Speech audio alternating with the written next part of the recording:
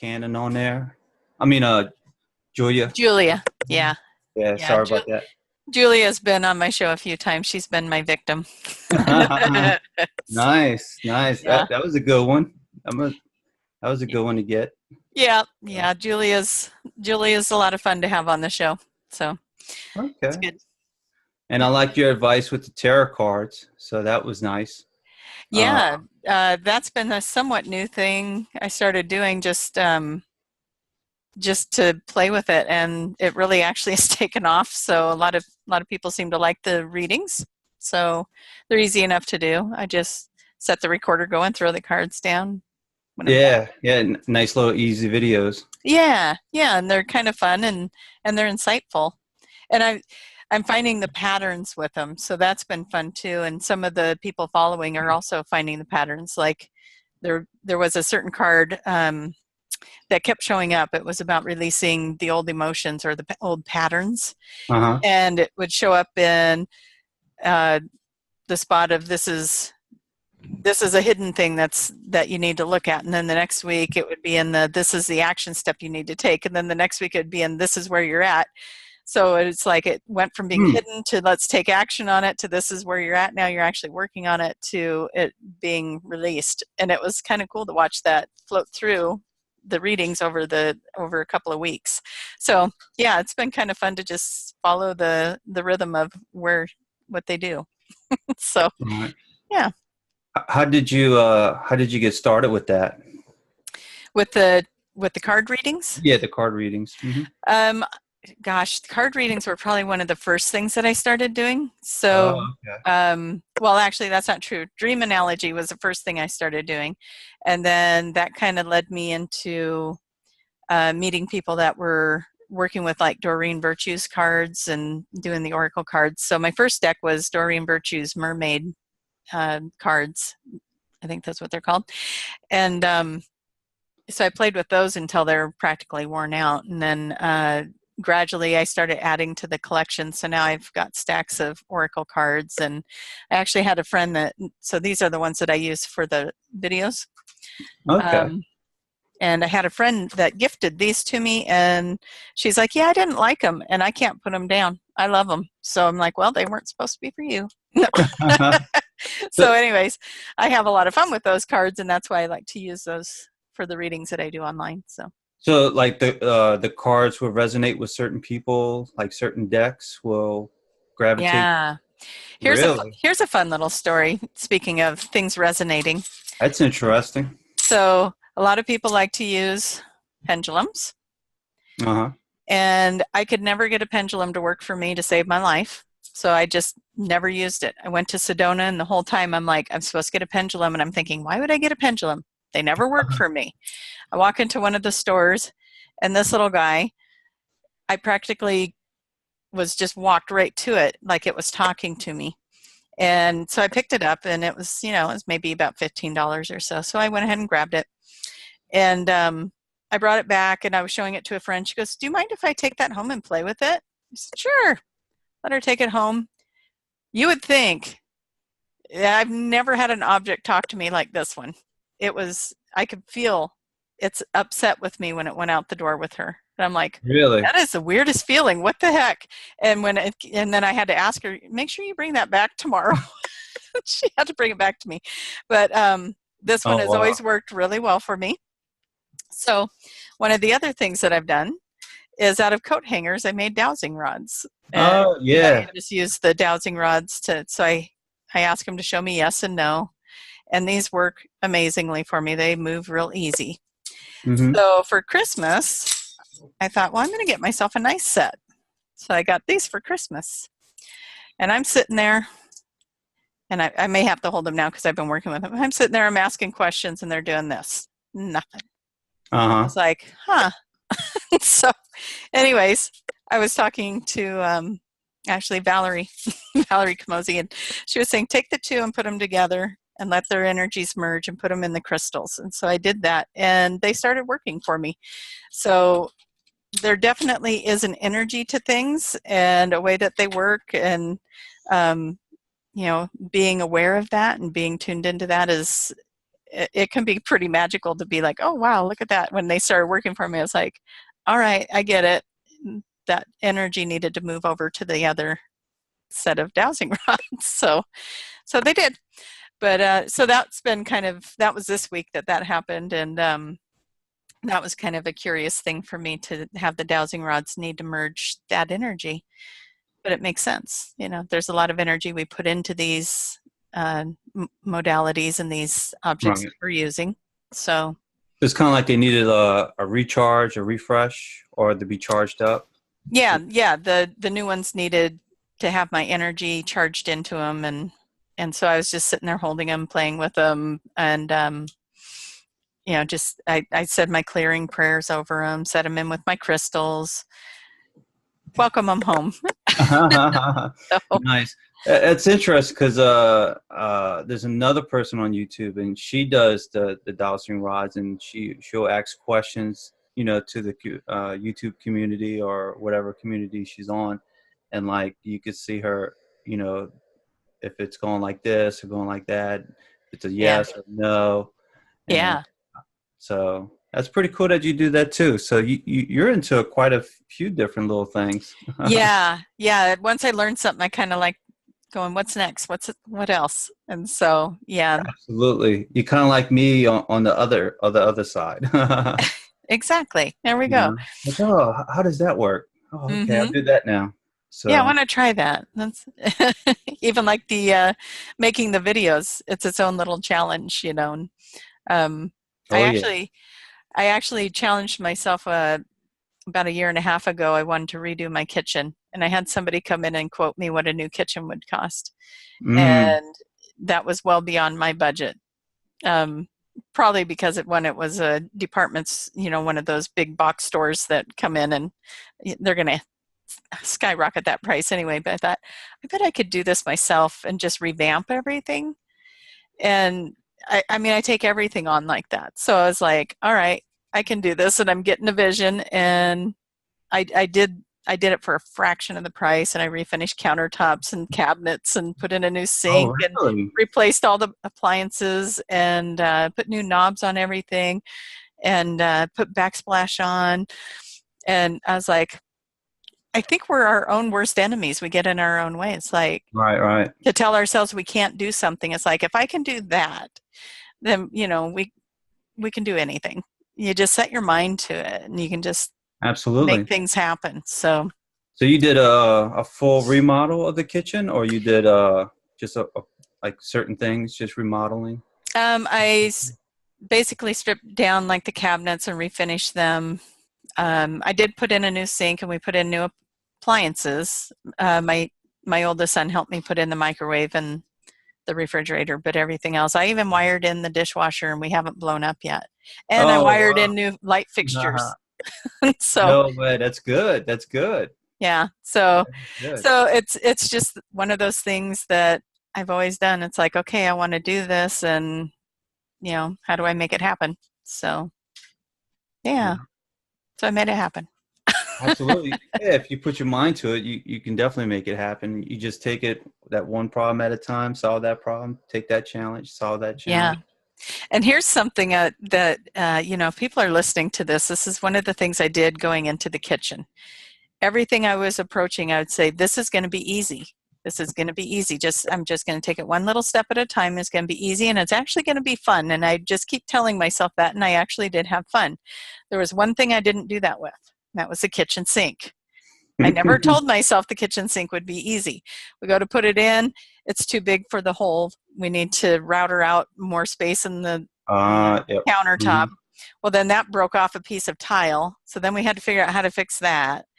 And then when I got underneath and tried to clamp the sink down and do the plumbing pieces and all of that, it was like to get my hand up in there, everything was a challenge with that sink. And I finally figured out I never said it was going to be easy to get that sink in there. And so I got up, kind of walked away from the project, took a breath, and came back. It's going to be easy, and finished Mhm. it up. Got the faucet in there, got everything put together. It's like, but it really showed me how much different my reality was when I wasn't taking the it's going to be easy approach. And it kind of presented more challenges. And so go through life. It's going to be easy. It's going to be easy. It's happening. Absolutely. I tell you what, we did a rehab on a house with the kitchen. And when it came down to the kitchen sink and the faucet and everything, we actually bought two faucets and two sinks. And it's a good thing we did that because he was only able to use one of them. Oh, yeah. And if not, you lose out on so much time, and then you have to pay for the contractor to come back. And then for the sink part, he had to use a different part from one of the packages of the sinks, the kits. So he had to use a part from that and a part from this one. And if we didn't have both of them, we would have to go all the way back to the store and get more parts. Oh, yeah. Sinks are a headache. Mm-hmm. No, we don't want to put that out there. Sinks are easy. Easy cheesy. But yeah. Just be ready to tackle it. That's right. So with the right attitude, you can do it. So yeah.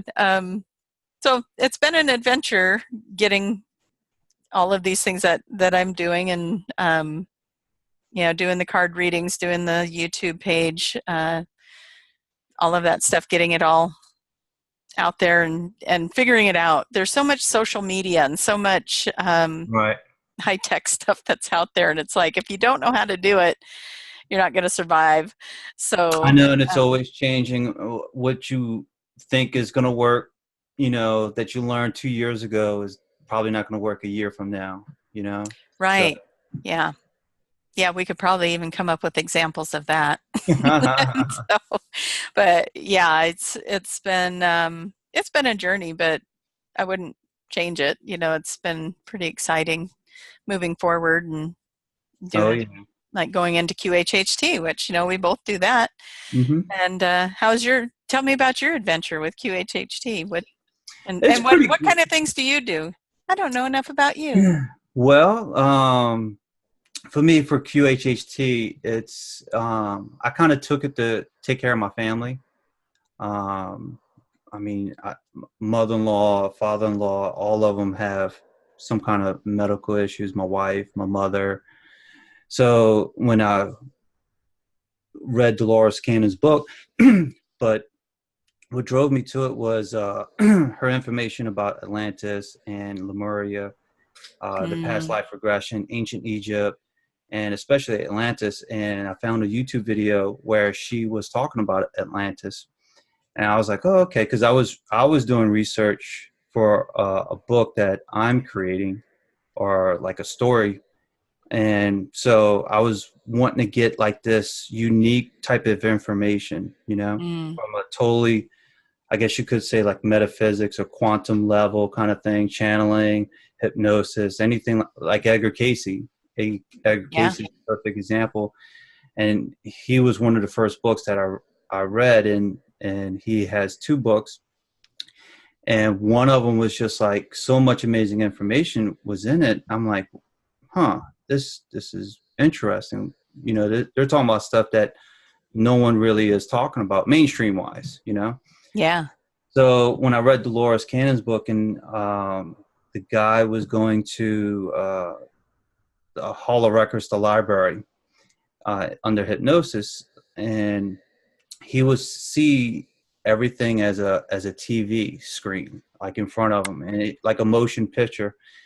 And he was talking about how he can see everything from like the people that was there, what they were doing, the buildings, the vehicles, the transportation that they were using, the technology that they were using, the good and the bad, because there was a bad part to Atlantis.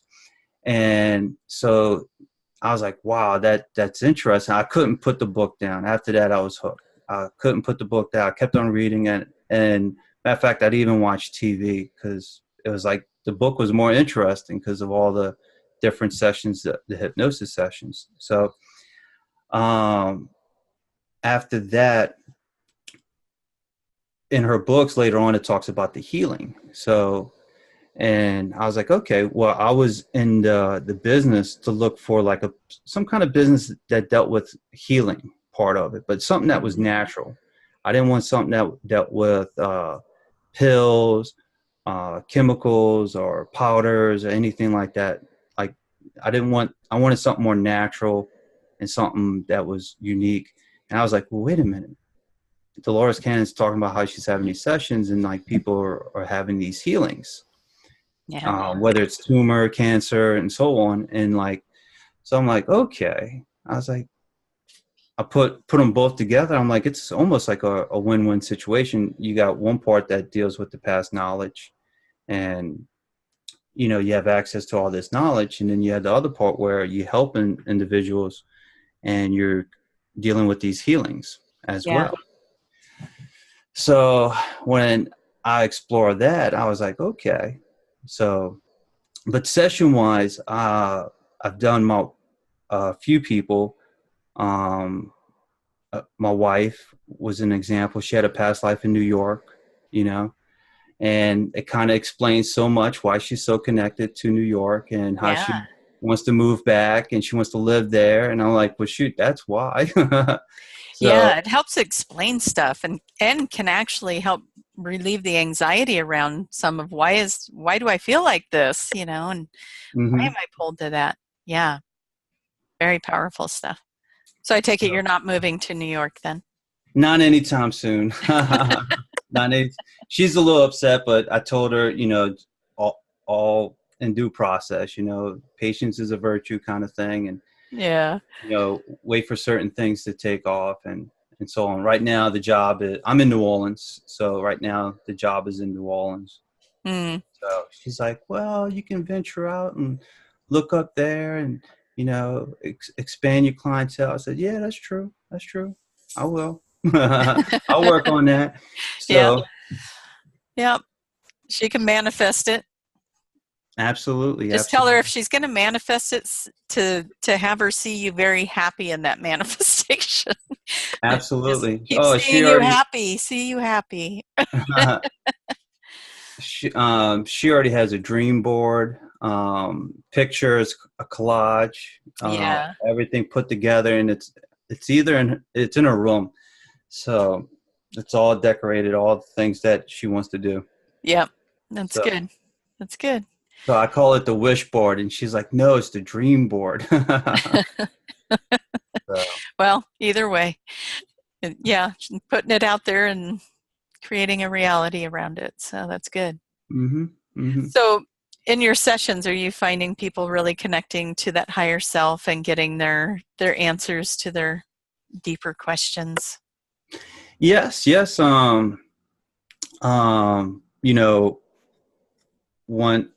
One client, like, she had these thoughts of like that she knew she had a child.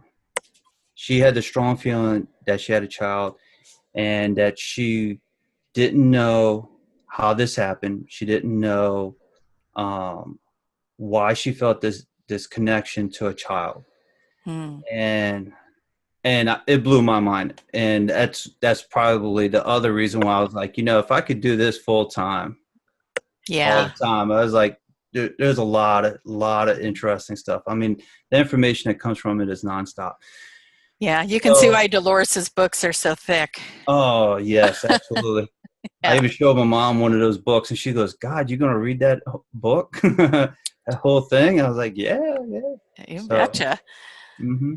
She, in her situation, she felt this connection with the child, and come to find out that she has a hybrid child, and that she's part of this experiment. She's part of this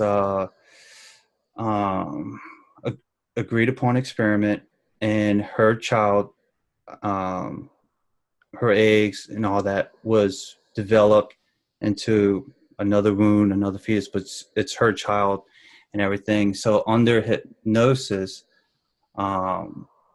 she said that she will be connected with the child in 2 or 3 years. So you're giving me chills. Yeah. So in 2 or 3 years, I'm going to text her like, so just following up. How's the baby? Yes. Yes. So this And is something that's happening with her currently then. This is yes. like now Yes. time. This isn't like a year ago or so No, this is she's probably in it. like 6 months ago when she had her session and everything. Hmm. About 4 or 5 months ago. So, but that was answered, and I was like, wow. I mean, who would have thought that that explained her connectivity? You know. Hmm. Another thing that was interesting that we found answers for was that her father. This was a good one. She was close with her father at a young age. When they got older, um, they were in arguments and fighting as time went on, and she was always in an argument with her father.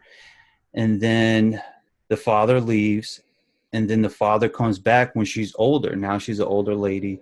She's, grown, moved out, moved on, and the father comes back into the picture, and they start up a business, and they started, coming together. They started, you know, bonding again. And like 3 years later, it was so sad. 3 years later, he dies.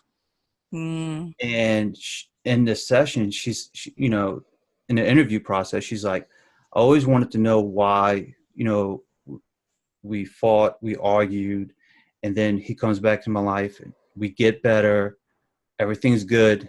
And then it's like, once when things start getting better and taking off, he dies. And in this session, it was explained that, and just like in Dolores Cannon's books, his contract was fulfilled. So he needed forgiveness, he needed love from you, and you forgave him, and the commitment was taken care of, and the contract was done. And so he had the Yeah. right, at that time, he had a right to leave. And medical wise, he died of cancer. Yeah. So, by a mistake, he And was. sometimes we don't realize that we might choose that exit point so that we don't screw up what we just fixed. Mm-hmm. It's like, okay, I got the fix. Let's get out of here. So, but yeah, that's pretty cool too, to be able to get that closure and that clarity on what happened. And that I find a lot happens, when people are looking at the relationships. And one of the things QHHT is really good at is when somebody writes on their list of questions, what is my contract or karma with this person or that person, and the spouse, the parents, the children, the whatever, and getting kind of a deeper connection with that, and Mm-hmm. and being able to understand why their story looks like it does, and why is it playing out that way? What are we learning? What are we gaining from this cycle we're in, or whatever it might be? And so that's one of the parts where I really like to help people get a little deeper with their questions, and be like, okay, what else do you want to know? Let's really dig deep and find the little pieces that might make the biggest differences, and Absolutely. yeah. So do you get a lot of people that go off planet? Yes, that was a good one. Yes. Mm-hmm. I'm glad you brought that one up, because that was one of my favorites. I would say it was more than off planet. It was off planet. And I think this happened when Maldek was destroyed. And if I am mistaken, I think that was 1,000,000 years ago. I might be Mm. wrong with the date. Someone's going to comment with the date. Oh, maybe we'll beat them to it. Let's When Maldek Google that. was destroyed.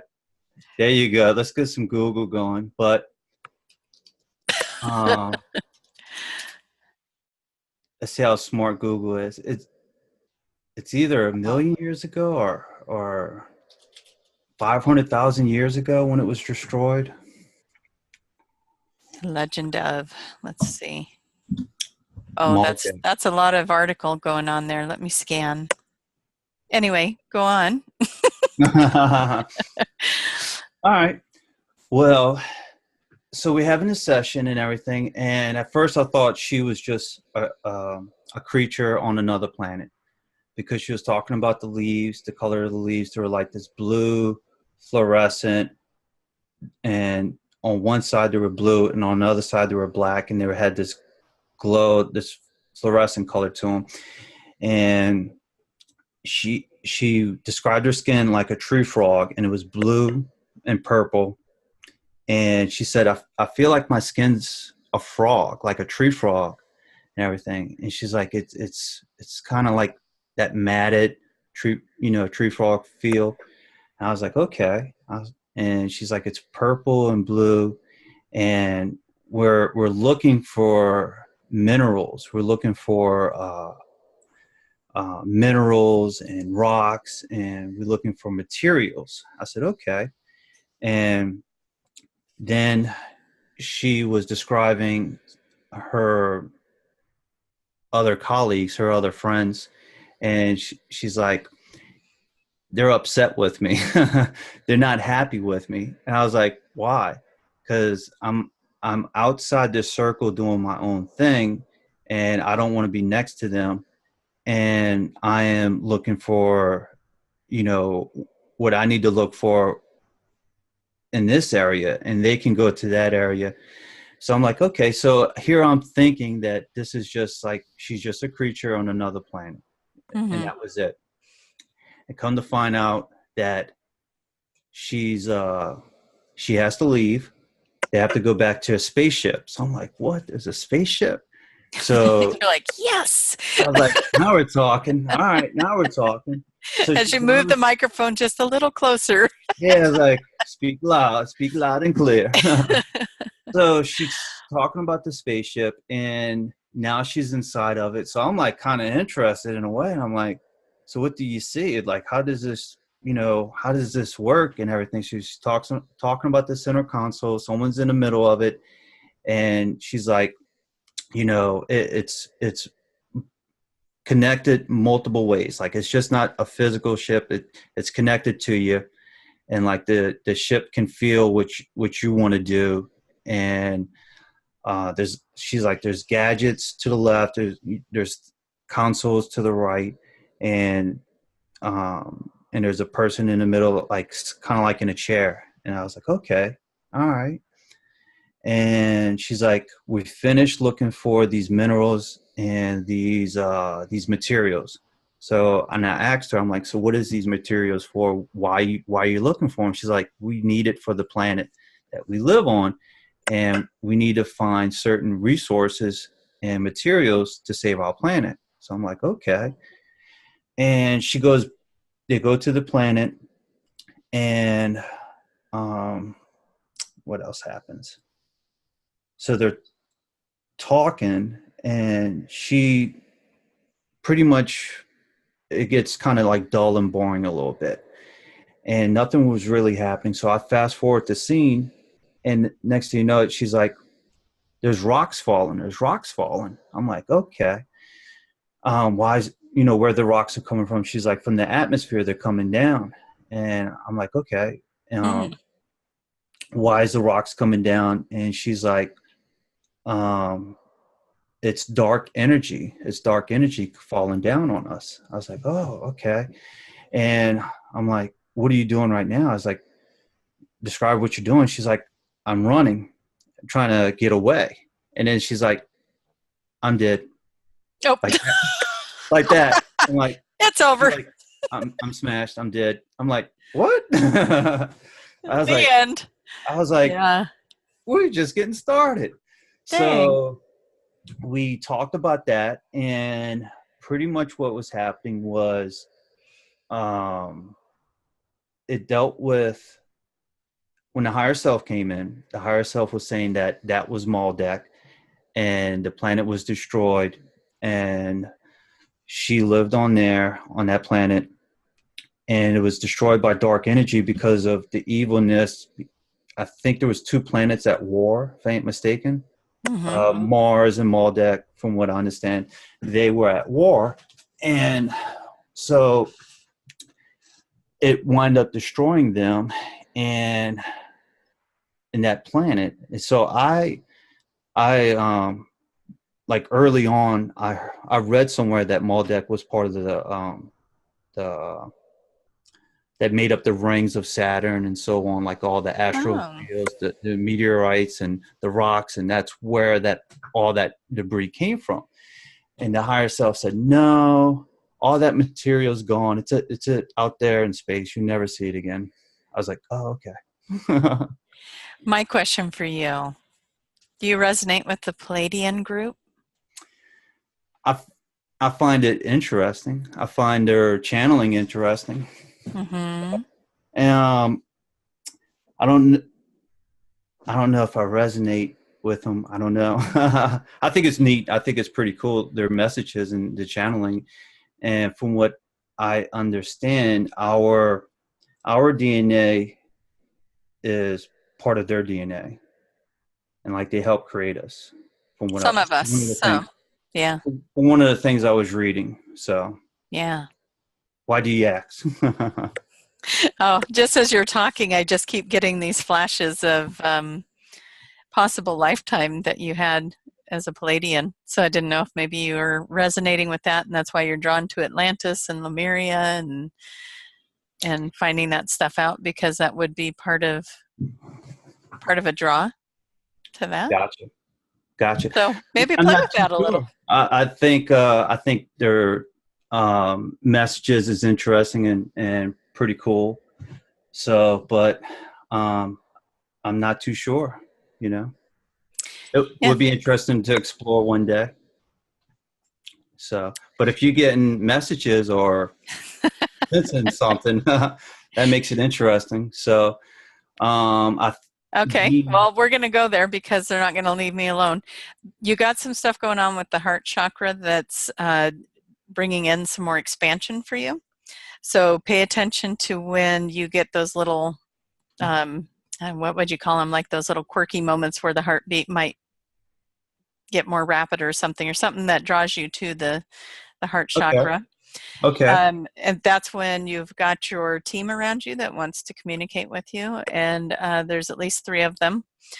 And I think that you already communicate with them mostly at night. You get some information. I don't know what your sleep pattern's like, but I would say that you probably kind of leave your body and take off and do a few journeys at night before you come back. So you might be waking up a little bit tired going, man, I don't feel like I slept much last night. Probably because you didn't. Right. So, I believe it.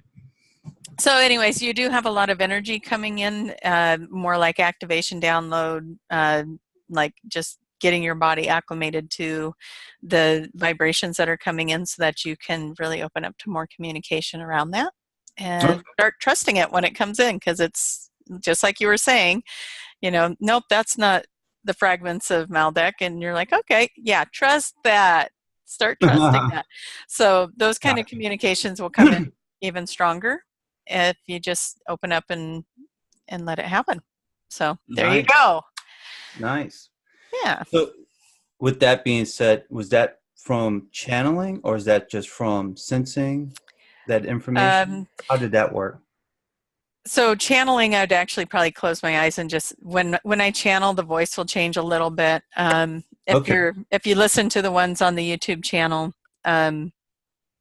you might notice that the way I speak is a little different. It's still my voice, but it's a little bit different.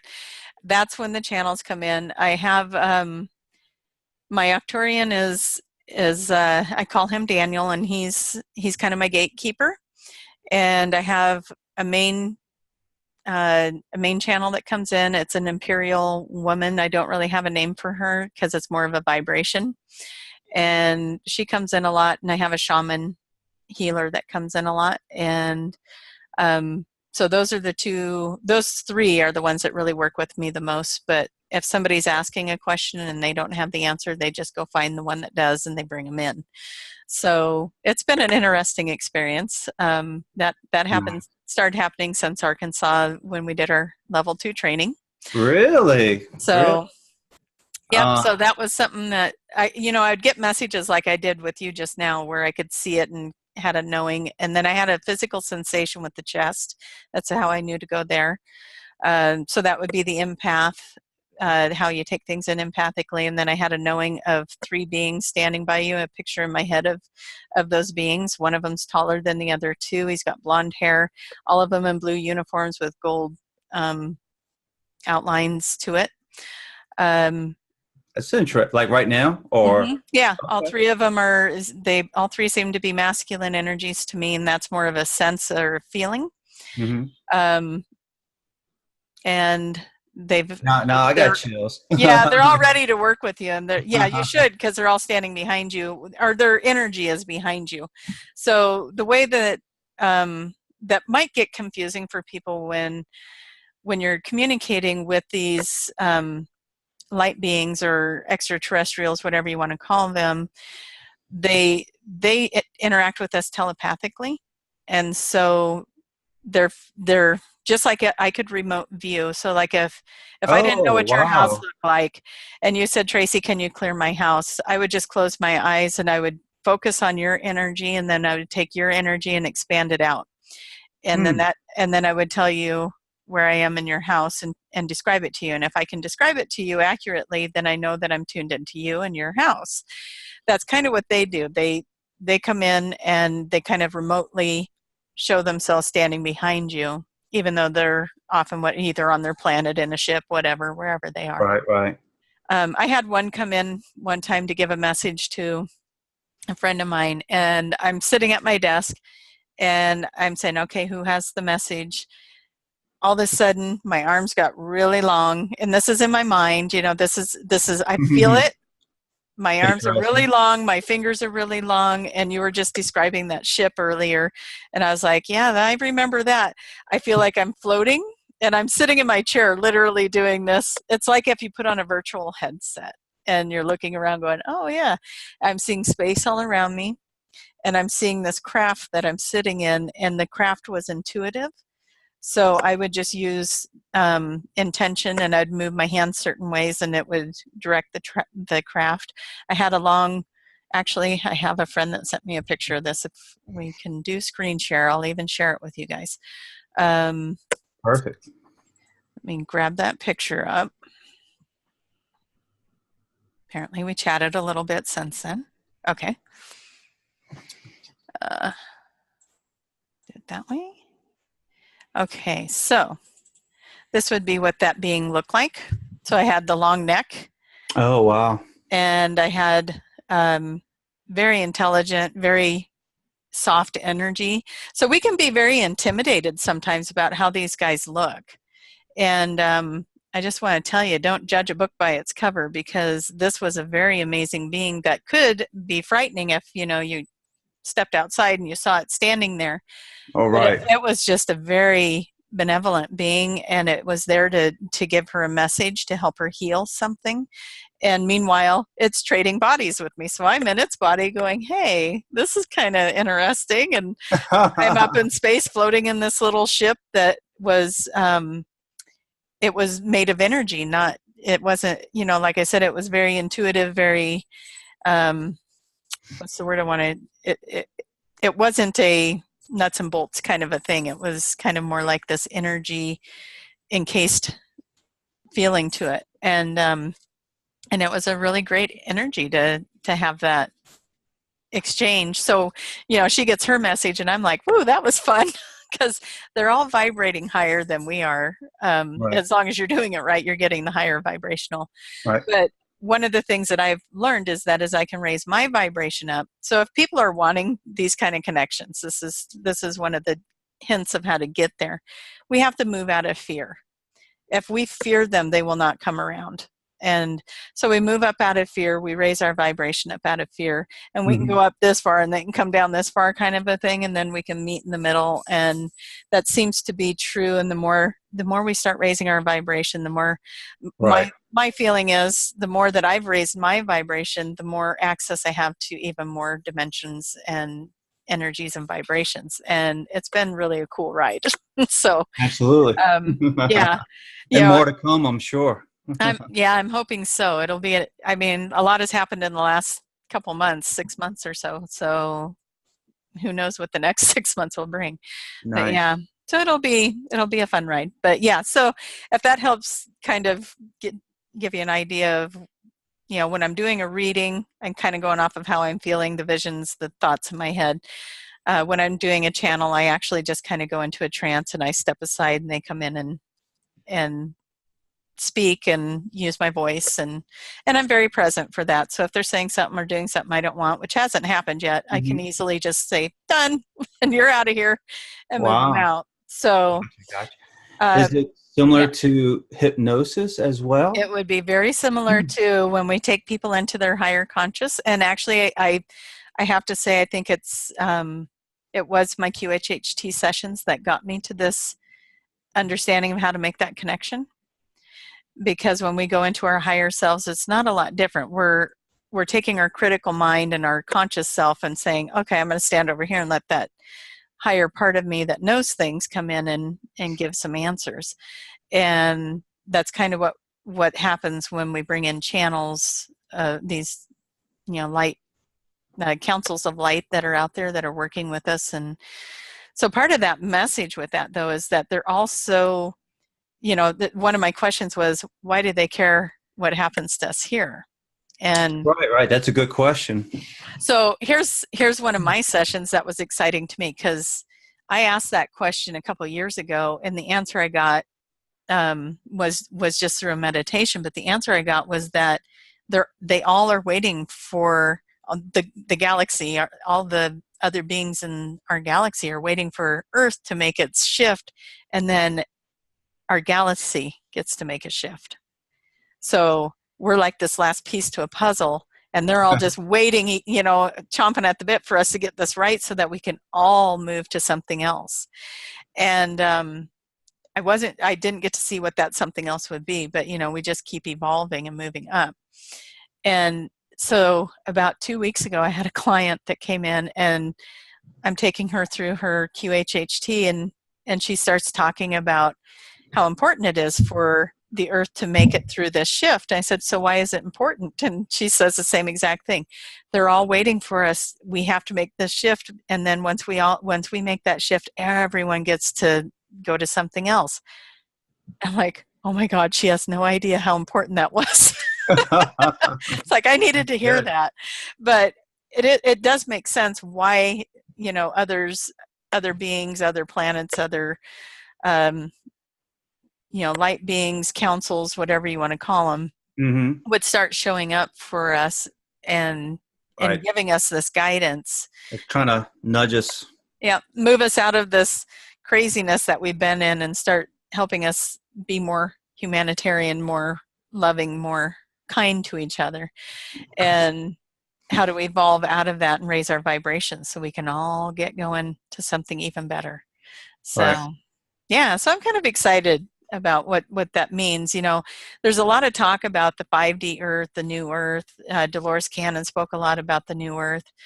And, one of her versions of that is we're not going anywhere. It's not like you're going to snap your finger and you're all of a sudden, poof, you're gone. You're in another reality. You're creating that reality right here. And I've had this talk with Julia several times about how we are creating that 5D experience right here. And it doesn't mean that the 3D experience is necessarily falling away. It's just not affecting you anymore. It's still out there. And you might be friends with somebody that's still in it. But when they come to see you, that stuff falls away because you're bringing their vibration up. And so you're still having a 5D experience. And I have to say, about 2 years ago, I quit my day job and started doing hypnosis and doing the readings full time. And knock on wood, I don't really experience the 3D world anymore. It's like you disconnected from it. Yeah, and you probably experience this too, where when you get together with like-minded people, you have these conversations there's no way you could have out in the mainstream of the world, And so I felt like I had two realities. I would come home and I'd have my friends that were into this other reality, this woo-woo reality that I'm in. And I'd have those conversations, and then I'd go to work and I'd have the conversations about how's the weather? Oh, your car broke down. Oh, you got an ache and a pain. Oh, And the I woe's know the me feeling. conversations. And I felt like I was like, okay, 8 hours a day I'm in 3D, and then I can go back over and play in 5D. And now it's just like the people I talk to, if they do have an ache or pain, they're saying, how do I fix that? How do I heal that? What is it in me that I could shift or move to make this heal this thing that's going on? And it's not the focus on the problem. It's, here's a problem. What's the answer? What's the solution? How do we move past that? And it's just a whole different reality, and it's wonderful. And pretty soon we won't even have those physical ailments anymore, because our bodies will vibrate at a dimension or a vibration that illness won't even exist in it. Right. So that's our goal. Healthy, happy. Another thing that was interesting in one of the books, it said that everybody has a different aspect or slice of the pie of the shift or the event. And I was just wondering, what were your thoughts of it? Like in that QHHT session, was anything talked about like what the event was or what it is, or kind of like from your point of view and everything? Because I asked, the reason why I asked that is because for the person that had the hybrid child, Yeah. with the alien and everything, so she said that she's not ready for the child yet because the energy is not right. So I was like, ooh, okay. So this, here we go with the energy, the frequency, and so on. Yeah. So I'm like, okay. She said in 2 or 3 years that she will be reunited with the child, and she will know exactly who this child is. So I'm like, okay. I was like, does this have to do with the event or the shift? And she's like, no one fully understands the event. I was like, okay. I think we're in the event. Did she say anything about that? I think we're in it. This is No. the event. There's a lot of reports of, so somebody did a channel with, I think it's Felos, Felos. It's, have you ever talked about the inner Earth civilizations? That, when I was trying to have my session, that was one of my questions. But we never got that far. So in fact, my questions were lost. Oh no. Oops. No. She's like, where's his questions at? Where are they? Oh no. They weren't supposed to go there, I guess. But yeah. So just randomly, it turns up, somebody shared that video with me. It's 2 years old. Okay. And he's talking about how the earth is bringing in. So this is one of the inner earth beings that's being channeled through this. I don't know who was doing the channel, and bringing up that there's these waves of energy. So we've got the solar flares, and we've got things going on that are obvious, scientifically proven things happening. But we have, with those things, we have these waves of energy that are coming through. That's why the last couple of years it's just been kind of like your upheaval of emotional stuff. And if something's going wrong, it's in your face, and you don't get to just dodge it or ignore it until it goes away, because it is not going to go away. You got to deal with it. And that's what these waves of energy are doing. They're helping people clear out their emotional closets, so to speak, so that they can raise that vibration. And this channeling, he talks about that. And like I said, it's 2 years old, and he says it's trying to get the humans ready for when the earth moves through the plasma ray. And I'm thinking, okay, yeah, that makes sense. So we keep getting these different waves. And if people are listening and they want to understand it more, like how it affects us on a physical level, Google symptoms of the shift or ascension symptoms, and you'll find the symptoms that these waves will create. And so with this, it's talking about moving, the earth is moving into this plasma energy or plasma ray, and that's what we're trying to get ready for. Gotcha. Kid you not, I listened to that, and it's, again, 2-year-old article, and this was on January 5th. And then I went to, like this year, January 5th. Yeah, I'm talking a couple of days ago, just a couple of days ago.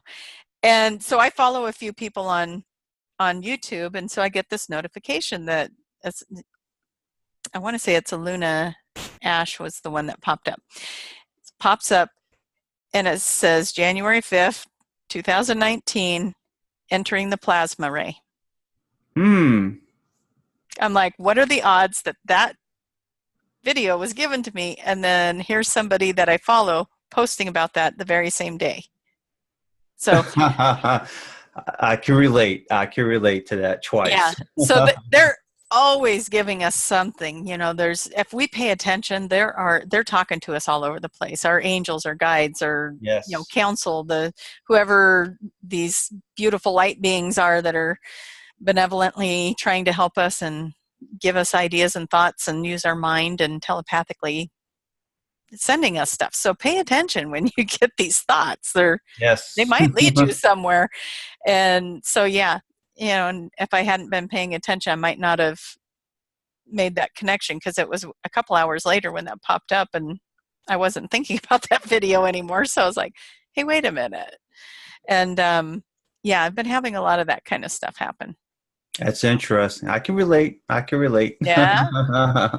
So, yeah. Anyway, so that's kind of some of the fun stuff that's going on. And my thing that I'm doing now is when I went into a QHHT session, I want to say that was September, I went into mine, one of mine. I've done a couple of them now, but one of my messages was to follow the signs, watch for the signs. They're everywhere.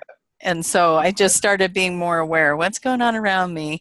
Oh, what's this synchronicity and that synchronicity? Why am I feeling this way? And that's one of the things that's been happening too, is I'm picking up on energy, rather it's somebody in my house or a friend or something. And it's like, I pick up this energy. I kind of have a feeling of who I think it might be. And so I've just started messaging those people or checking in on the ones that I think it is and just making sure they're okay. And there's been enough confirmation that that's accurate that I'll keep doing that. But if that's an experience someone's having, check in on those people, see if they're okay, or if maybe they need to talk, or maybe there's something going on that you need to know about. So yeah. So this is like the signs, like you talk about, like feelings, like if you have a feeling to call someone, those kind of signs. Okay. Yep. Yeah, just that little intuitive nudge. Follow it. If you get this weird nudge to go to the grocery store, go do it. Right. What do you got to lose? Yeah, I think that way of thinking can be expanded in so many avenues as well. Opportunities, business opportunities. Thoughts and certain other ideas that will come over. Yeah. So, and also I want to just say 2019. I'm going to call it the year to ask for what you want. Just ask. Nice. Ask for it. Nice. Yeah. So you said you quit your job 5 days ago? Is that what? No, I quit my job about 2 years ago. 2 years ago. Okay. Yeah. So, yeah, it was a leap of faith move. And, it's had its moments, but for the most part, it's been really good. And a lot of real positive things, and much happier. And when you're happier, you're sitting in that higher vibration. And yeah, so really enjoying doing the work. One of the things I've been doing, the last maybe 2 months since the channeling has started, this has developed, and it's the Ascension sessions. And it just really kind of is like an Ascension accelerator, taking somebody, I go into a channel and then I take the client the channel takes the client into a meditation or journey. And usually there's some healing and some clearing of energy, checking the aura. There's a new word that came to me, and it's reactionary field. I didn't know what that was. I had to ask the panel, what's a reactionary field? What are we working on? I'm all ears. Yeah, so they showed me, we have the aura, and the aura usually, well, it might be out here, but you have your energy body, the aura that expands outside of you. And they were showing that about 2 inches in from that is a reactionary field. And that we have, the person I was working on, they had like this implant or energy that was going through the back of their shoulder kind of looked like a boomerang, it went like, or a coat hanger or something like that, and Mm-hmm. and so they wanted to remove the energy because it was affecting the reactionary field. And I was like, I don't know what that is. And so we went in. So I call in the white light healers to come in, and if it is in the highest and best good, let's remove this energy off of her back. And so they were working on that. And Oh, wow. I ended up with a physical reaction. My neck got all blotchy. When I was done with that session, I had blotches all over my body. I was like, what did we do? but obviously they were doing some clearing on me as well. And that was a new level of clearing that I wasn't aware we could do. So working with the reactionary field, when we removed that, it helped. What it was intended to do is to take out a part that was causing, instead of being in that peace and calm, here's some information, okay, let me absorb that and take it. It was, here's some information, there's the reaction. And Mm-hmm. and that person was having a hard time holding back reactions, or maybe that would be the case. I don't want to speak out of term on that. But anyways, we were working with that part of the body, the reactionary field, where we're having reactions rather to something coming in or emotions going out. So yeah. Anyway, that's the way they explained it to me, is that it was something to do in the auric field that creates our reactions energetically. Okay.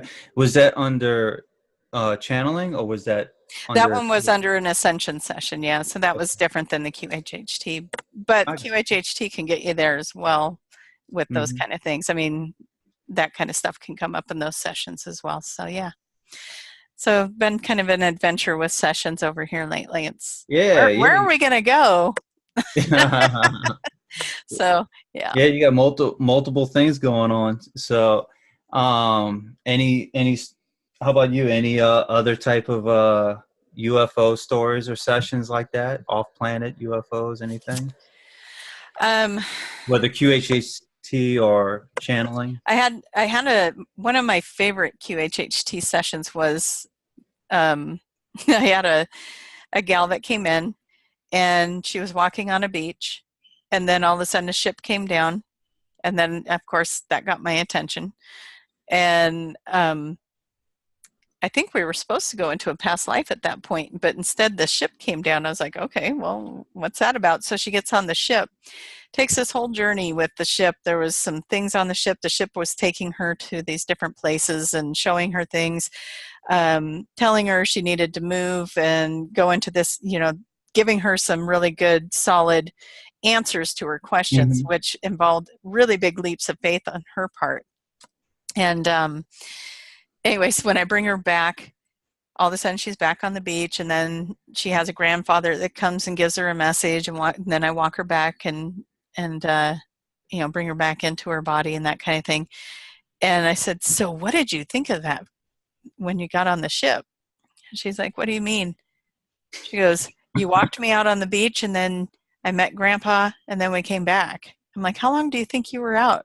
Oh, half Oh, wow. hour, and she didn't remember any of that. So Oh, wow.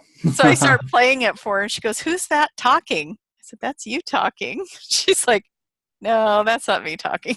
Anyways, it was this, but all the answers that she got, I was so excited for her to actually listen to that. And she took those leaps of faith. She made the move. She, it wasn't easy, but she made it happen. She did all these things that were on her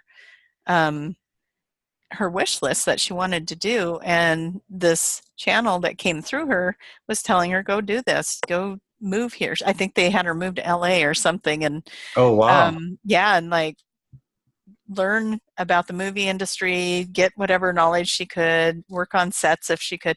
And she did all of that.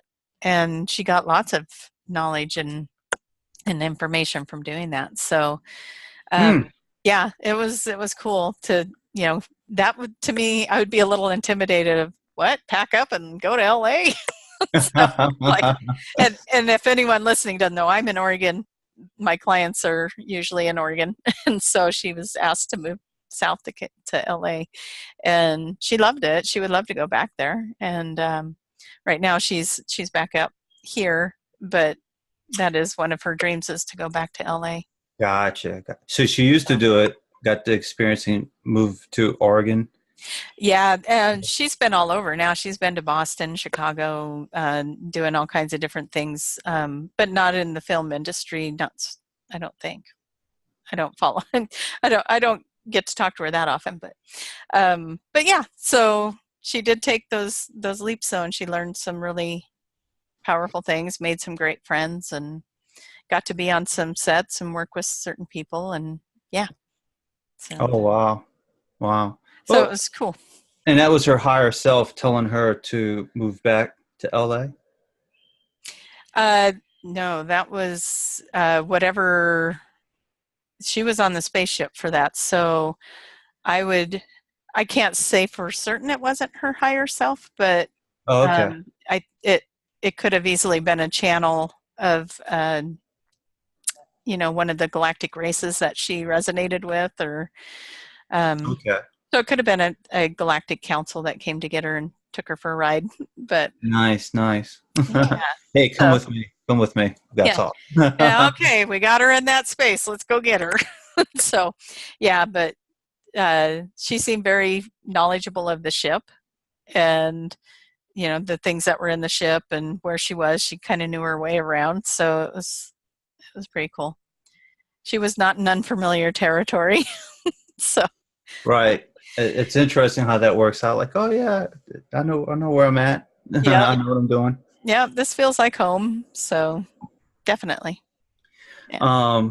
What about any healings? Any stories about healings? Anything like that? Karma, connected lives, anything like that? I'm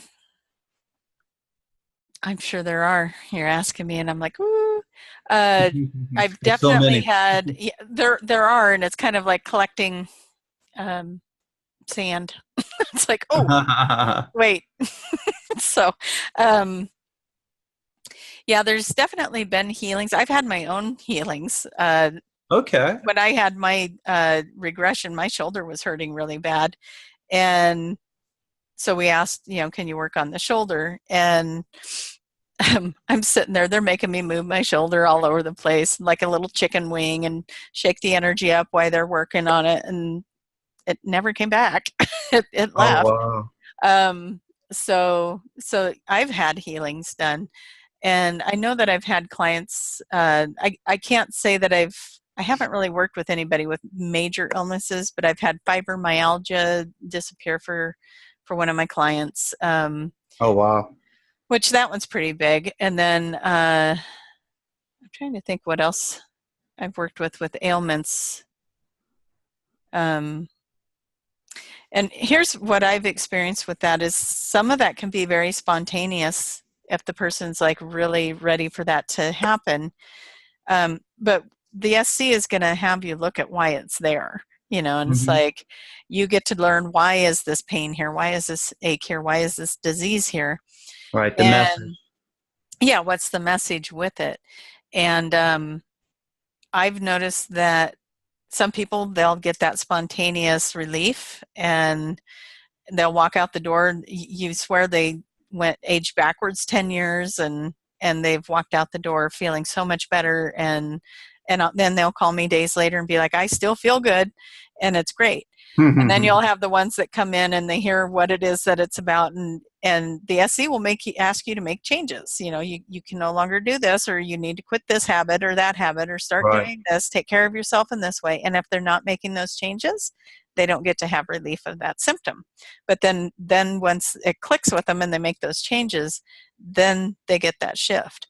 And so, that's one of the things that's really important when people come to a session, to know that, they've got to be willing to work with the SC on what they're asking them to do in our physical world. If there's a change that needs to happen, it's not like they're going to say, oh, you have a pain in your elbow? Okay, boom, that's gone. Oh, you have cancer? Okay, that's gone. No, there's going to be something you're going to have to probably do some work or make some changes to Apologize to someone, show love to forgiveness, lots of someone. forgiveness. And you know what? I've had really huge shifts with people that do go into the forgiveness in their sessions. When they can move through that and let some certain things go, then it's like doors will open and they feel lighter. And if they were getting physical symptoms, the symptoms are gone. And I've heard those stories over and over and over again. You know, if they've gone into forgiveness and they were able to move past that, then they can release a lot of other things. And sometimes we don't even know when we need to forgive someone. So these sessions are really good too for our subconscious to bring up, oh yeah, remember Uncle Joe when you were 7 and he ran over your cat? You need to forgive that. You're still holding on to it, you know. Absolutely. It's a corny example, but it can go back to childhood, and a lot of times it really does. It goes, well, Absolutely. most of the time it does. It'll go into a childhood thing that we're hanging on to that has started to repeat a pattern in our lives because we won't let it, you know, we haven't healed that. So I don't know if you're experiencing that, if you end up going into their childhood to help them release things, but right. That's a big journey to do with people too. Right. No one has went into their childhood, but just mostly it's been like them connected to a past life at the moment, where they've done something in the past life and they're still connected to it. Or they forgiveness to someone, too much anger, too much grief, building up in them, making them sick. So, but no, not for childhood, not yet. So. Yeah, well, still to come. No. We all have some sort of childhood thing we hang on to, and so my friend, I can't wait to give her a session because I know it's going to be interesting. Yeah. So, yeah, we'll have to come back and talk about that once that's done. So yeah, but yeah, you know, there's lots of good sessions out there and a lot of changes that, you know, the QHHT is really good for just going so deep and looking at things at those subconscious levels, those super conscious levels, and you know, that's where the answers are. Absolutely. So, Absolutely. Yeah.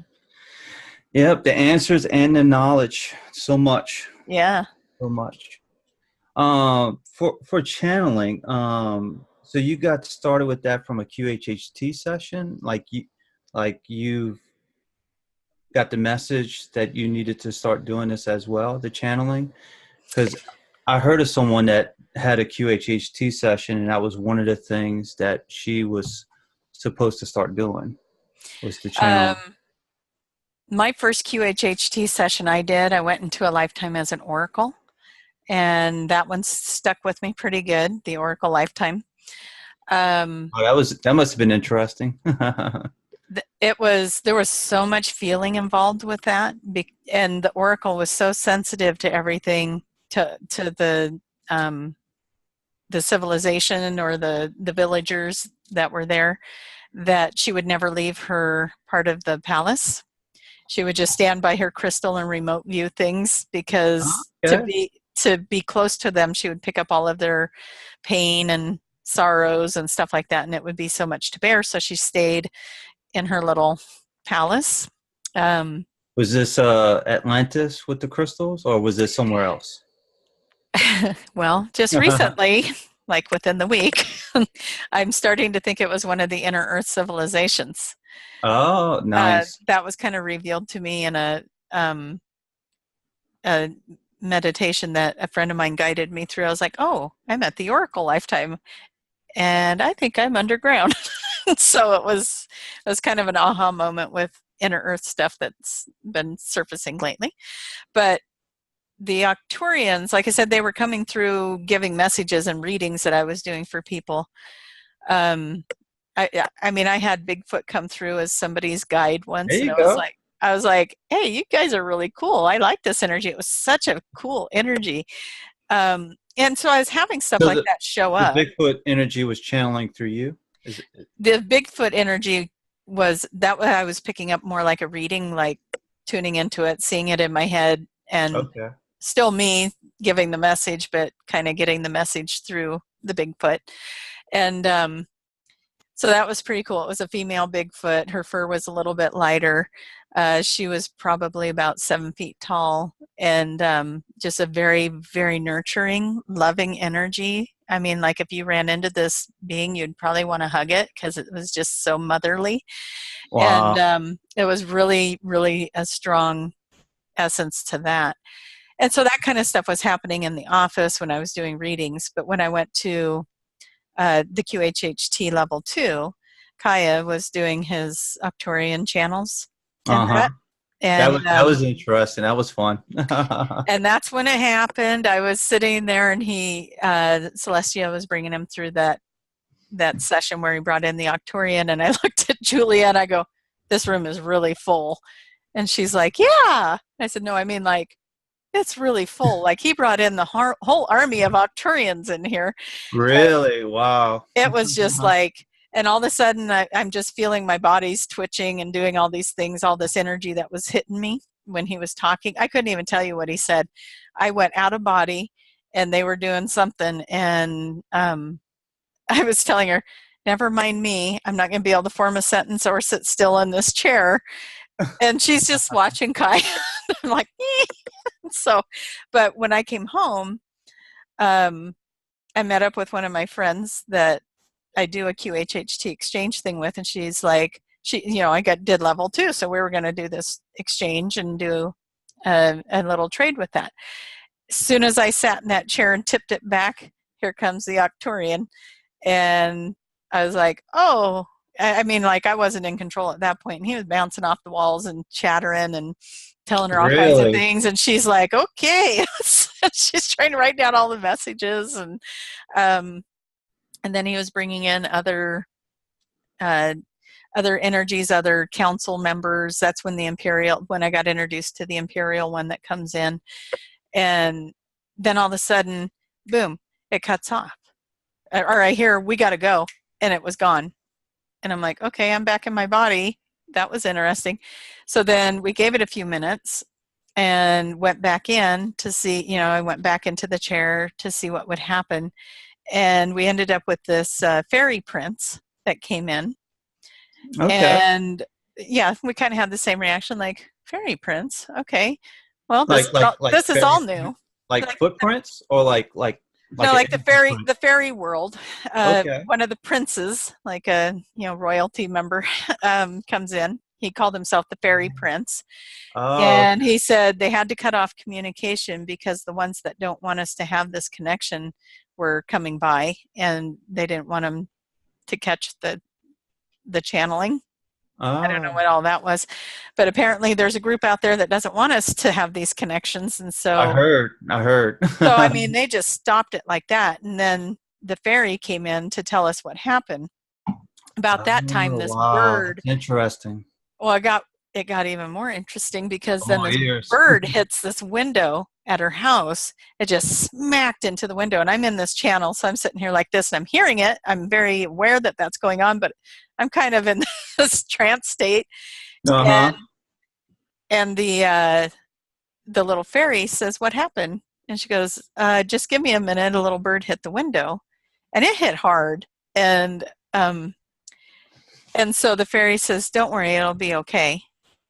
And then in my head, it's saying, "Go over, pick up the bird, hold it in your hands. It's going to be okay." Like, okay, boom, I'm back in my body. Okay. So I get up, I walk over there. I'm kind of feeling a little lightheaded after doing all that. And she like had scooted the bird over, and in her mind, it broke its neck. It's gone. She didn't want to have Oh, to watch that. And I said, "Do you care if I pick it up?" She's like, "Go for it." So I scooped the little guy up. I'm holding him in my hand like this. I'm just petting him. I said, "You're going to be okay."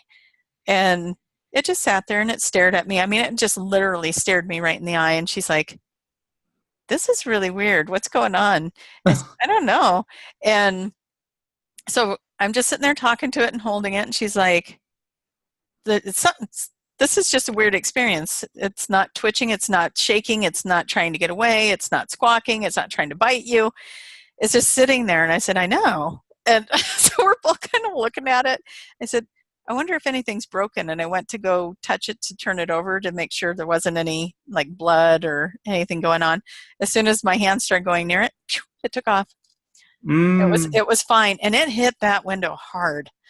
And we were both sitting there going, that was weird how it was just staring. I mean, like looking right at me, right in the eye the whole time. I'm just, you're going to be okay. And it just flew off. So that was its own little interesting experience. But yeah, that was the first channel that came through that, you know, and I've done not automatic writing, channeled writing. I've done it where I'll sit down and type something out, but I've never had it where they've actually used my voice. So okay. So it's not, I'm not a total stranger to it, but I was for it coming through that way. Okay. So yeah. What kind of messages when you did the channel? You said somebody was writing down the messages. Was anything stuck out? Anything good? Or we were talking about, it was not easy for me to get to Arkansas to do that class. Okay. And so one of the questions was, why was it so hard for me to get there? And they said, well, we had to get around the ones that didn't want you there. Because I was going to get activated apparently. And at one point on the last night that I was there, I ended up with this lump. And actually it was right down here on the rib cage. I woke up and there was this lump there and I'm like, what the heck is that? And so we were trying to figure out if it was a bug bite or what it was. And so she asked, what was that about? What was the lump? And they said, well, she asked us for it. And I was like, I did? So, but at the that last night where we sat around the campfire, there was a lot of energy that night, and I'm sure you were at that, right? No, I made some plans, and I messed up on that one. So there was a lot of energy in that circle. I made the wrong plans. So well, there is no wrong plans. Things happen in the right time. Anyways, there was a lot of energy going on there, and I rode there with Kaya and Julia, and so on the ride back, I said, it's too bad there isn't a way for them to make it easier for us to acclimate to all this energy that they keep sending. And then that night I got that bump, and so they said, well, you asked for it. You wanted to acclimate to the energy quicker. And so she asked more questions about that. And what was the did they say what the bump was for? Was it like well, we asked, we said, well, what is the bump? Is it an implant or what? And they said, no, it's like a booster shot. And they said, here, we'll put our medic on it if it's bothering you. And in my mind, I could see like this little ET looking guy come over and put his little hands on the bump, and it was gone in like 2 days after that. So it was, yeah. And then there was, I don't know, it's probably a month ago or so, I was having a conversation about ET type of stuff, and all of a sudden that spot started to hurt. I was like, okay, what's that connection? Why did that just start to hurt? I mean, it was brief. It came and went real quick, but it was an interesting thing to have happen. I was like, oh, that spot. So I don't know. You know, there was a lot of strange things going on, a lot of synchronicities, a lot of stories to tell around just the Arkansas trip alone. But absolutely. Yeah. So I say it changed my life. It's, you know, I came back doing a lot of things that I didn't go there doing. So it sounded like it opened up a few opportunities as well. Yeah. And hopefully even more opportunities will keep coming. It's been a fun ride, and this is the good stuff. This is the fun. So Absolutely. Yeah. I find it fun, and I find it exciting. So yeah, and helping other people find this journey is absolutely, that's what we're here for. You know, to show other people. It doesn't have to be doom and gloom. It can be this really magical thing, and that's why you might see that I do hashtag the magic is real, because that was my message. I had a message the other day come in from supposedly my future self, but I'm not real clear on that. And I asked, what is the message? And the message was, the magic is real, keep on course. So that's my message to everybody. Magic is real. Get on that boat. Keep on trucking. Keep on hitting it. Yeah. So, yeah. Was there any specific message from the channeling? Like anything specific, like mankind, or messages for the collective, or anything like that, or was it more like messages for the group, that kind of stuff? There's we can get answers for any of it. I think I shouldn't speak out of turn with that, but the main message for like humankind is to just be a good person. All right. That's what I said. The goal is to raise your vibration. So yeah, be kind and show kindness. Yes. Let go of the fear-based stuff. The jealousies, the anger, the frustrations, the whatever is your trigger, your worry. Worry is a big one. If we can get rid of worry and just stop worrying about things and let that go, all of it helps us to raise that vibration. And when you raise that vibration, then you have access to more of the good stuff. And that's why you hear a lot of the ones that say do the affirmations or law of attraction, focus on gratitude. Because when we're in gratitude, we're not worrying. We're not focusing on the fear or what's not happening. We're focusing on the things we're grateful for. It raises that vibration. And the longer we can keep holding that vibration, then the more our reality around us is going to start reflecting that vibration. So that's really the key. You got to keep your mood up and try your best to stay focused on the things that are going right so that you can keep that vibration up. And the more you can do that, then the universe can respond and start mirroring back to you that vibration. But every time we swoop back into what we know, the worry, the fear, the horrible job, the this, the that, then and the universe has to show us that version. So we really are creating our own reality with it. Everything around us is a mirror. And we're looking at our goals and our dreams through these filters. And we got to remove those filters that are creating the fog and the disconnect, and let go of those attachments, let go of old belief systems. There's a lot of messages for humankind. we got a lot to work on, but we all were raised with belief systems and attachments and fear-based things, and we're going to have to overcome them and just throw out all the things we think we know and start over. Absolutely.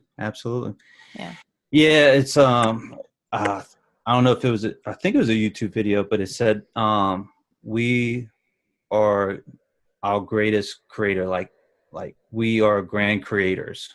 So you have the ability to create. So create something, do something. and when we can really grasp that, it's really, you can start seeing it. Some of it can instantly manifest, and when you start seeing that instant manifestation, it can get pretty exciting. So I encourage everyone to keep playing with it. Absolutely. What we're doing. Yeah. And the more of us that are doing it, the more it amplifies and the easier it gets. So we want everyone on board.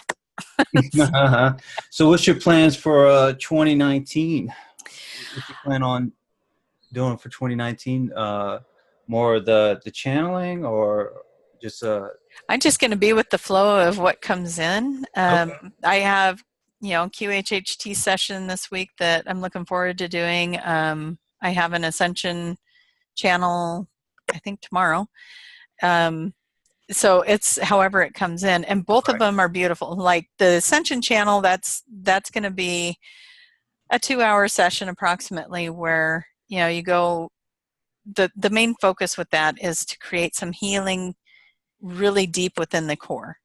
Gotcha. And then after you do that healing, depends on who the person is. Some of them get to go meet a galactic council that they're connected to, and it's like going home. And I mean, we're all crying in that room. It's like when you meet that place, go to that place that feels like home, and you connect on such a deep level. And that's what we're missing here, I think, in humanity, is we're not connecting on those deeper levels. And so in those sessions, a lot of people have gone to that deeper connection, and it's very emotional. But in the QHHT, we're going to go into, like like we were talking about, we're going to go into past lives, and we're going to do some healing work with that. We're going to go into that superconscious mind. We're going to ask a lot of questions. Those are so much deeper. And, we're talking a 2-hour session versus like a 6 to 8 hour session. So, you're going to get the deeper healing with the QHHT. You're going to go into a lot of, your questions. We're going to go in, and you can still have, if you want to meet that counsel, we can put that in your session, that could be something we ask the superconscious. Is it okay for them to go into meet a counsel that maybe they resonate with? Or is there any upgrades or downloads or activations that are available for this person at this time? And I ask that, and I make sure it's okay with the client, but that's one of the questions I like to put on their sheet. Is this person here for an upgrade or a download or an activation? And I don't think I've ever had a no. So there's always this for the Ascension channeling? Is that what that? I do it in the QHHT sessions as well. Okay. I think it's really an important piece. Yeah. Okay, that's interesting. So, yeah. And both methods is one-on-one, like you're one-on-one with them. Yeah. Okay. Yeah, it's a very personal one-on-one. The Ascension ones I can do those online, like we're doing this video right now. I can do those. The QHHT, those have to be in person. So right, of course. Yeah. But the Ascension one, that's where you're channeling, correct? Yeah. The Ascension one, and that way you could be online or. That one I can even do that on the phone. I've done it on the phone. I've done it through a video and in person. So, yeah, as long as we have a good connection, and I go through a whole spiel about the connection. So if the connection breaks, you pop out immediately. We reconnect. But with the QHHT, you're in a much deeper regression than you are with the Ascension.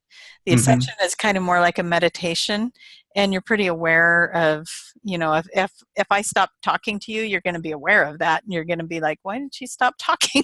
So you're going to open your eyes and see that our connection is broke. That's interesting. So the Ascension sessions, you're not going to be in the deep. We take them pretty deep with the quantum healing. So yes. Yeah.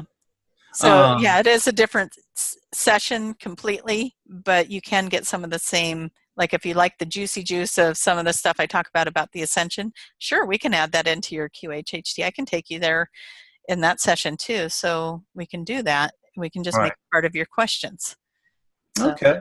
Yeah. For the Ascension channel session, the client will be in a meditation state, so they'll probably have to lay down and be relaxed. Is that how that works? Okay. Can.